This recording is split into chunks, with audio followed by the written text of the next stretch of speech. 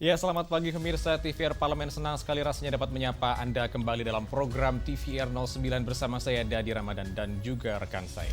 Tentu saja bersama saya Anggun Oktarini dan dalam 30 menit ke depan kami akan sajikan kepada Anda sejumlah berita nasional khususnya dari sudut pandang DPR RI sebagai referensi Anda dalam memahami dinamika politik, hukum, ekonomi, sosial dan juga budaya yang ada di Indonesia. Dan pemirsa TVR Parlemen inilah TVR 09 selengkapnya.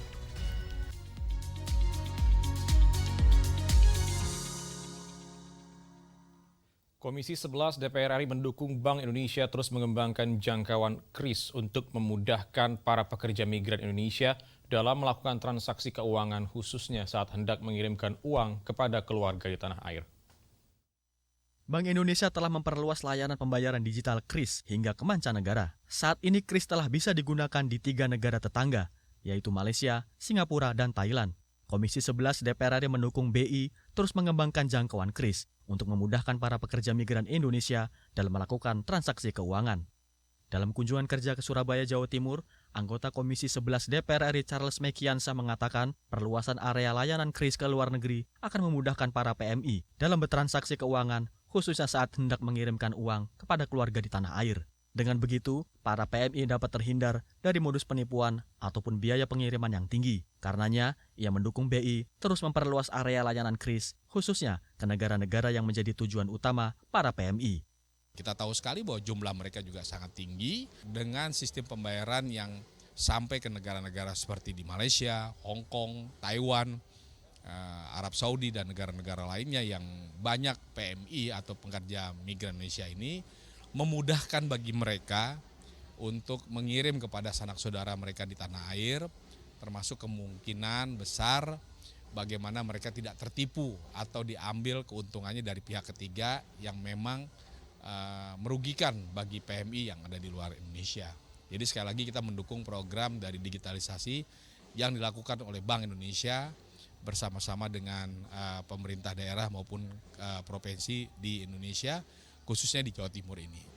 Lebih lanjut, ia berharap pengembangan KRIS dapat diikuti dengan digitalisasi yang menyeluruh di sektor keuangan serta dapat meningkatkan penerimaan negara melalui pajak. Dari Surabaya, Jawa Timur, Inggar Dwi, TVR Parlemen melaporkan. Pemirsa, Komisi 11 DPR RI mendorong Bappenas mengkaji lebih dalam untuk menemukan faktor-faktor penyebab tingginya kemiskinan di Yogyakarta agar pemerintah daerah bisa menciptakan program kerja yang fokus pada pengentasan kemiskinan. Berdasarkan data Bappenas RI, Indeks Pembangunan Manusia atau IPM Daerah Istimewa Yogyakarta berada di angka 81,62. Angka ini jauh di atas rata-rata nasional, yaitu 75,02. Sebaliknya, angka kemiskinan di wilayah Yogyakarta masih tinggi, yaitu 10,83%, berada di atas rata-rata nasional sebesar 9,03%. Menanggapi hal ini, anggota Komisi 11 DPR RI Anis Biarwati mendorong Bappenas melakukan kajian mendalam untuk menemukan faktor-faktor penyebab tingginya kemiskinan di Yogyakarta. Melalui indikator yang lebih konkret dan terukur, pemerintah daerah bisa menciptakan program kerja yang fokus pada pengentasan kemiskinan. Kondisi-kondisi yang harus diperbaiki seperti tingkat kemiskinan misalnya selalu di atas nasional. Walaupun kita tahu bahwa dari sekian banyak provinsi ada belum berubah ya kabupaten yang termiskin, yang menyebabkan DIY itu menjadi provinsi yang kemiskinannya itu tinggi begitu di atas nasional. Itu harus dilakukan kajian secara terus. Deputi Pengembangan Regional Bappenas Tridewi Virgianti mengatakan Bappenas akan mengkaji metode baru penghitungan pembangunan wilayah agar lebih akurat dan mencerminkan data lapangan. Contohnya tadi Gini rasio masih berdasar pengeluaran yang mungkin Pak Menteri kami yang dahulu sebenarnya mendorong dari sisi pendapatan, tidak hanya pengeluaran, tapi kita juga melihat bagaimana Gini rasio ketimpangan itu dari sisi pendapatan. Termasuk indeks pembangunan manusia yang kami upayakan untuk berubah menjadi indeks modal manusia karena ada bias di dalam IPM itu sendiri. Dari Yogyakarta, Amita Pradita, TVR Parlemen melaporkan. Untuk memperkuat pertahanan negara, Komisi 1 DPR RI berkomitmen untuk terus mengawasi Kodam 13 Merdeka, terutama yang berkaitan dengan penguatan kapasitas pertahanan. Kami akan hadirkan informasi selengkapnya sesaat lagi. Tetap bersama kami di TVR 09.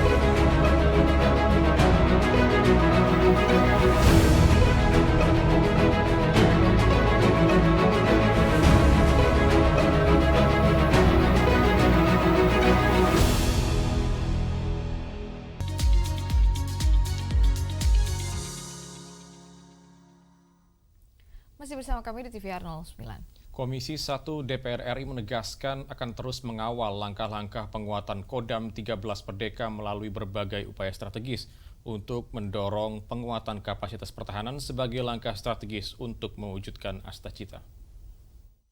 Dalam kunjungan kerja ke Kodam 13 Merdeka, Komisi 1 DPR RI mendorong penguatan kapasitas pertahanan sebagai langkah strategis untuk mewujudkan Astacita yang digagas pemerintahan Prabowo Subianto dan Gibran Rakabuming Raka.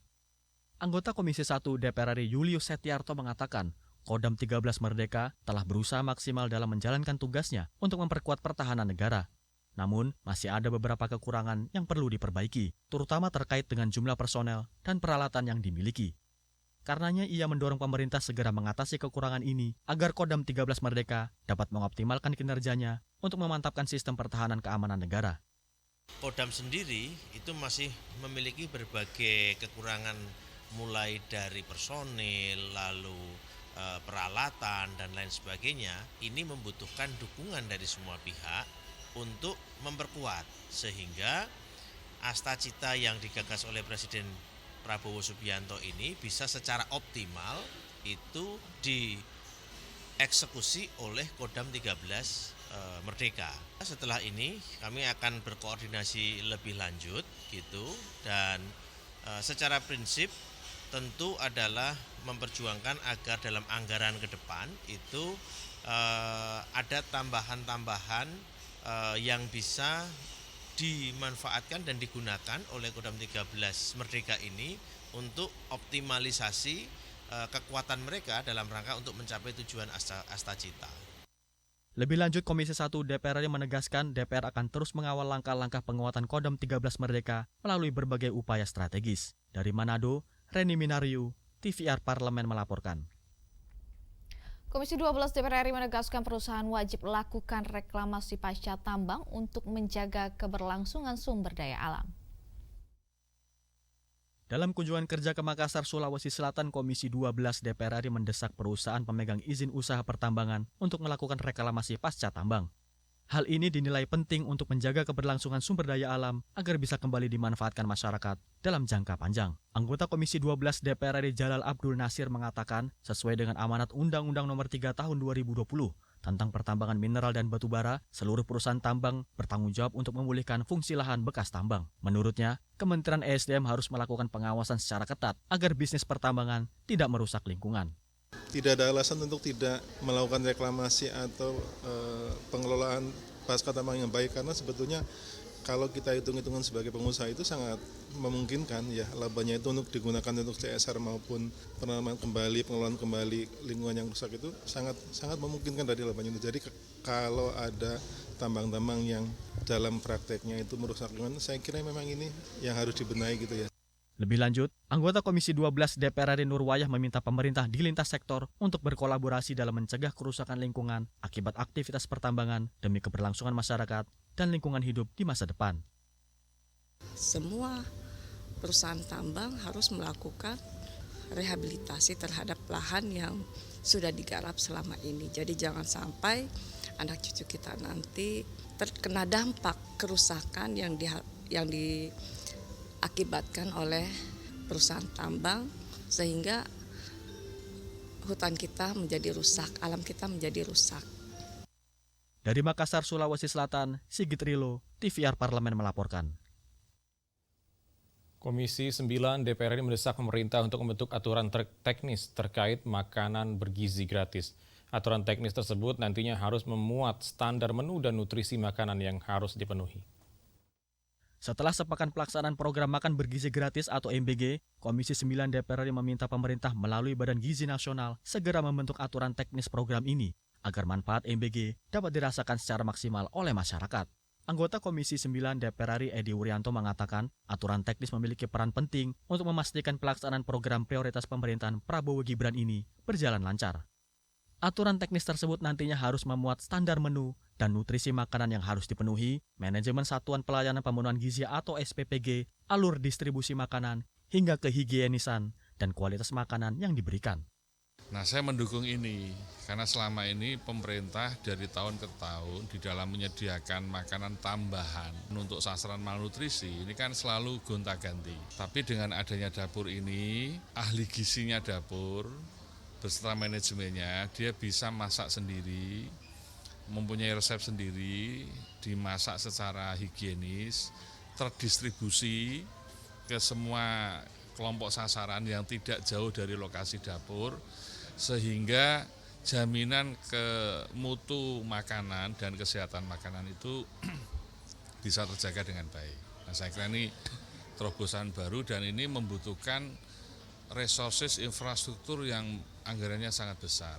Sehingga saya berharap secara bertahap pemerintah bisa melakukan persiapan ini dengan sebaik-baiknya. Lebih lanjut, Edi berharap dengan anggaran MBG sebesar 71 triliun rupiah, program ini dapat memenuhi kebutuhan gizi masyarakat hingga ke daerah tertinggal, terdepan, dan terluar atau 3T. Rifki Makdudi, TVR Parlemen melaporkan. DPR RI berhasil menekan biaya perjalanan ibadah haji tahun 2025 sebesar 4 juta rupiah jika dibandingkan tahun 2024. DPR RI berkomitmen bersama dengan pemerintah akan mengawal seluruh aspek penyelenggaraan ibadah haji dan memastikan hak jamaah haji terpenuhi. Informasi selengkapnya akan kami hadirkan sesaat lagi. Tetap bersama kami di TVR 09.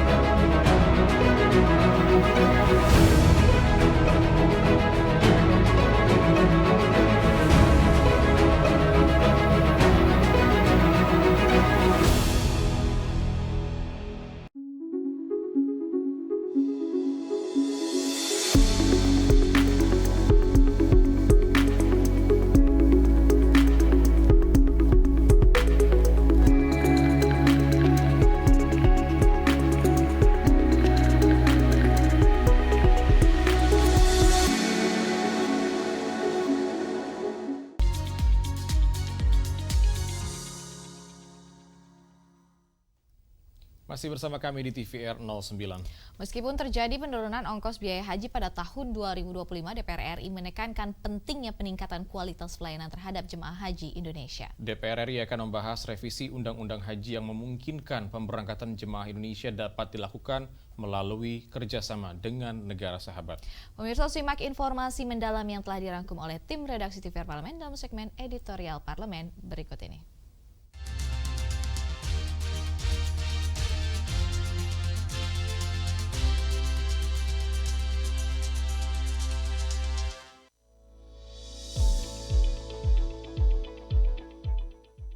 DPR RI berhasil menekan biaya perjalanan ibadah haji tahun 2025 sebesar 4 juta rupiah jika dibandingkan tahun 2024. Hal ini disepakati oleh DPR RI bersama pemerintah sejak Panja Ibadah Haji dibentuk. Biaya perjalanan ibadah haji atau BPIH tahun 1446 Hijriah atau 2025 Masehi sebesar 89 juta rupiah. Angka ini mengalami penurunan sebesar 4 juta rupiah dibandingkan BPIH tahun 2024 sebesar 93 juta rupiah. Calon jamaah haji Indonesia tahun 2025 membayar biaya perjalanan ibadah haji sebesar 55,4 juta per orang. Berbeda pada tahun 2024, calon jamaah haji membayar 56 juta per orang. Dengan mengurangi beban jamaah dan penghematan terhadap nilai manfaat sebesar 6,8 triliun, DPR RI berkomitmen bersama pemerintah mengawal seluruh aspek penyelenggaraan ibadah haji dan memastikan hak jamaah haji terpenuhi. Untuk biaya penyelenggaraan haji pada tahun 2025 ini ada penurunan biaya sebesar lebih kurang 4 juta rupiah. Jadi biasanya kalau tiap tahun naik, tahun ini turun. Walaupun nilai tukar rupiah terhadap dolar kita sama-sama tahu, walaupun ada kenaikan-kenaikan pembiayaan, tetapi pada tahun ini alhamdulillah biaya haji, penyelenggaraan haji turun 4 juta rupiah. Ya memang ada keprihatinan bahwa kemudian penyelenggaraan haji ini dari tahun ke tahun memang harus diperbaiki.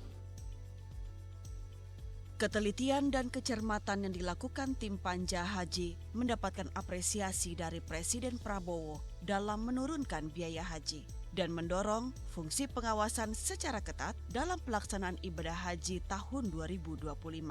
DPR RI mendorong Presiden segera menerbitkan Kepres agar semua rangkaian pelaksanaan ibadah haji bisa dimulai sesuai perintah undang-undang. Kita sudah melaporkan ke Presiden dan beliau menyambut baik apa yang kita lakukan, bahwa ketelitian dan kecermatan para anggota Panja di Komisi 8 beliau memberikan apresiasi. Sekalipun sebetulnya dia menunjukkan masih belum puas, masih mungkin untuk diturunkan. Apakah masih dilakukan penurunan? Kami kira tidak, karena sudah kita putuskan.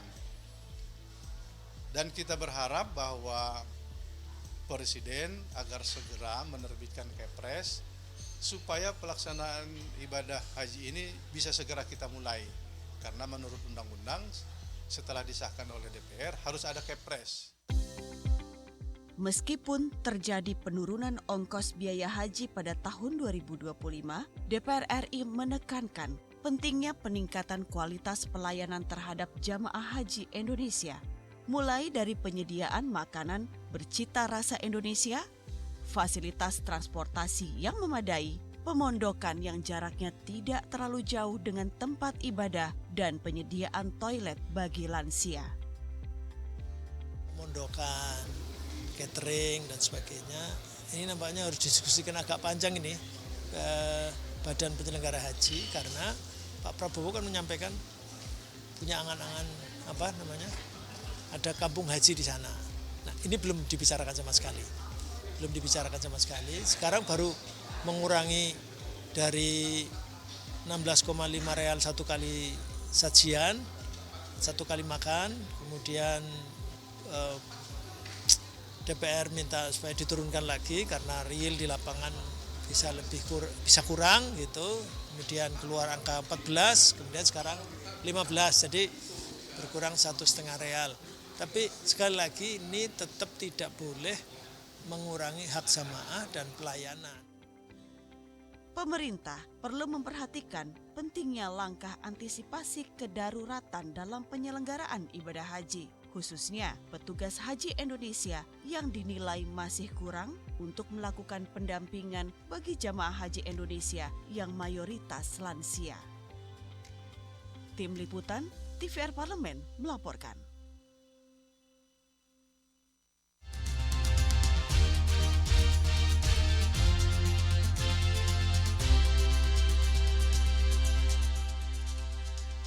Pemirsa, kerajinan keramik merupakan salah satu warisan budaya Indonesia yang tak ternilai, yang tentunya kaya akan makna dan juga filosofinya.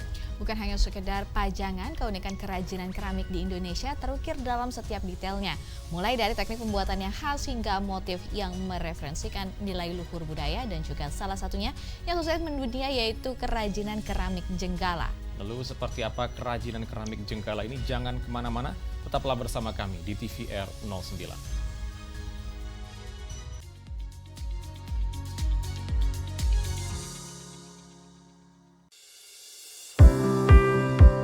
Mengenal tugas dan fungsi DPR RI.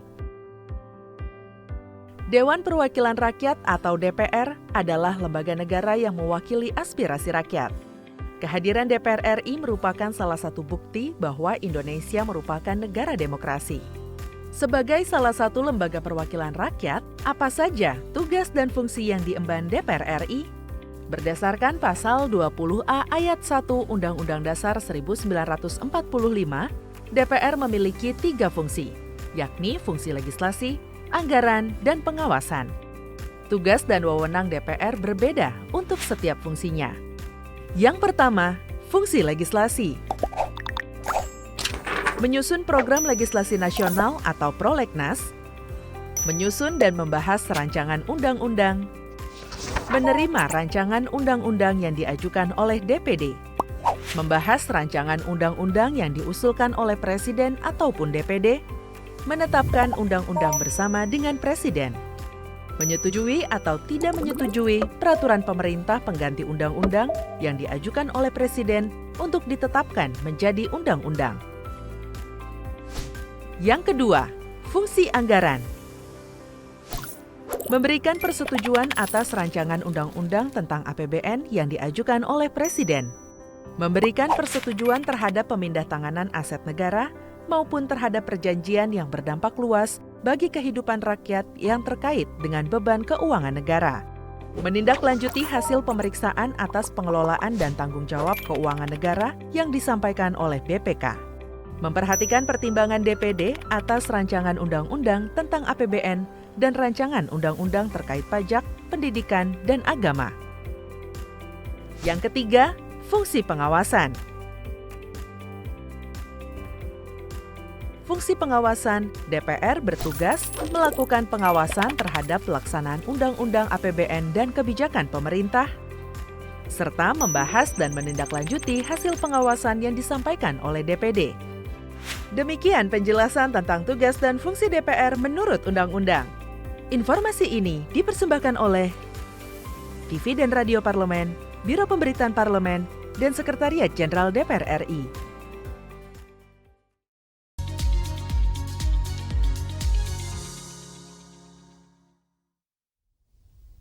Pemirsa kembali di TVR 09. Pemirsa, berdiri sejak tahun 1976, keramik Jenggala telah menjadi pionir dalam menciptakan produk berkualitas tinggi yang mampu menembus tatanan pasar internasional.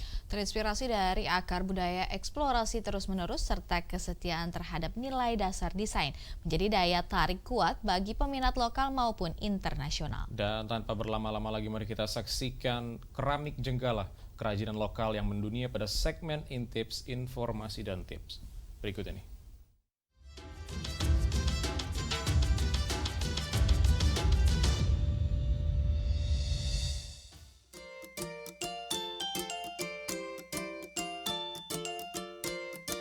Pemirsa TVR Parlemen, kerajinan keramik terus berkembang dan menempati ruang tersendiri di hati para pencintanya, baik untuk koleksi maupun menambah estetika di dalam rumah. Kehadiran kerajinan keramik di dalam rumah memberi kesan elegan sekaligus klasik yang menambah kehangatan di dalam rumah. Nah, pemirsa TVR Parlemen, kali ini kita akan berkunjung ke Bali dan melihat langsung pembuatan keramik Jenggala. Kerajinan keramik Jenggala dikenal luas berkat kemampuannya dalam memadukan teknik tradisional dengan desain modern. Berdiri sejak 1976, keramik Jenggala telah membuat berbagai keramik dengan bentuk yang unik dan menarik. Mulai dari bentuk vas bunga, piring, bahkan sendok dan garpu. Jenggala telah menjadi pionir dalam menciptakan produk keramik berkualitas tinggi yang tidak hanya mempercantik ruangan, tetapi juga mengedepankan fungsionalitas. Saat ini reputasi dan nama besar Jenggala sudah terkenal di mata pecinta keramik. Desain elegan Jenggala dipadukan warna-warna tropis khas Indonesia yang menarik hati tidak hanya peminat lokal, tetapi juga internasional. Koleksi keramik Jenggala mulai dari peralatan makan seperti mangkuk, piring, gelas, dan poci, sampai hiasan rumah tangga seperti vas dan guci keramik telah melanglang buana hingga ke pasar Jepang, Singapura, Amerika Serikat, hingga Eropa. Terbukti dalam rangkaian kegiatan International Asian Pacific Forum atau IAPF, para delegasi juga turut berkunjung ke kerajinan keramik Jenggala. Para delegasi juga ikut menyaksikan secara langsung proses produksi keramik khas Indonesia yang terkenal dengan keunikan dan kualitasnya. Selama kunjungan, delegasi diajak berkeliling lokasi keramik Jenggala dan diberi kesempatan untuk melihat langsung berbagai tahap pembuatan keramik, mulai dari pemilihan bahan baku hingga proses pembakaran dan finishing. Delegasi juga berinteraksi dengan pengrajin lokal yang telah menguasai teknik tradisional pembuatan keramik dan mendapatkan wawasan mendalam mengenai warisan budaya yang terkandung dalam setiap produk. Kunjungan para delegasi menjadi ajang promosi bagi industri keramik Indonesia untuk memperluas jaringan internasional dan menjalin kemitraan baru. Para pengrajin lokal berharap bahwa exposure dari kunjungan ini akan membuka peluang lebih besar untuk memasarkan produk mereka di tingkat internasional. Kegiatan ini merupakan bagian dari upaya berkelanjutan IAPF untuk mendukung pertukaran budaya dan meningkatkan kerjasama antara negara-negara di kawasan Asia Pasifik. Jenggala juga aktif dalam melestarikan dan mengembangkan kerajinan ini melalui berbagai pameran dan acara seni. Jenggala memberikan kesempatan bagi masyarakat untuk lebih memahami dan menghargai proses pembuatan keramik serta keterampilan yang terlibat. Selain melihat dan membeli berbagai koleksi keramik Jenggala di galeri, Jenggala juga menawarkan para pengunjung pengalaman yang unik untuk membuat kreasi keramik mereka sendiri. Pengunjung dapat mewarnai keramik sesuai selera dan keinginan mereka untuk dibawa pulang. Wah, seru sekali ya melihat proses pembuatan beragam produk Jenggala keramik dan melihat berbagai koleksi Jenggala keramik yang memanjakan mata. Nah, itu tadi keseruan dan informasi tentang Jenggala keramik. Yuk kita dukung dan promosikan produk-produk kesenian Indonesia. Sekian Intips hari ini, sampai jumpa pada episode Intips selanjutnya.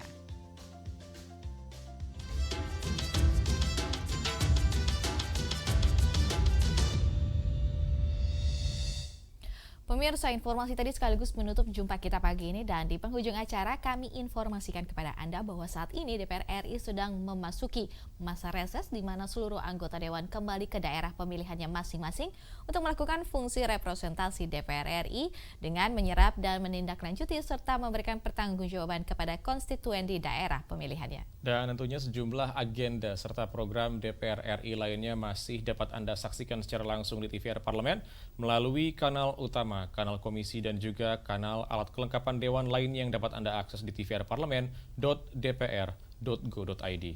Baik pemirsa TVR Parlemen, demikianlah TVR 09 edisi pagi ini. Segenap kru TVR Parlemen yang bertugas mengucapkan terima kasih telah menyaksikan TVR 09 pagi hari ini. Saya Anggun Aktarini dan juga rekan saya Jadi Ramadan, sampai jumpa di TVR 09 selanjutnya. TVR Parlemen, referensi Indonesia.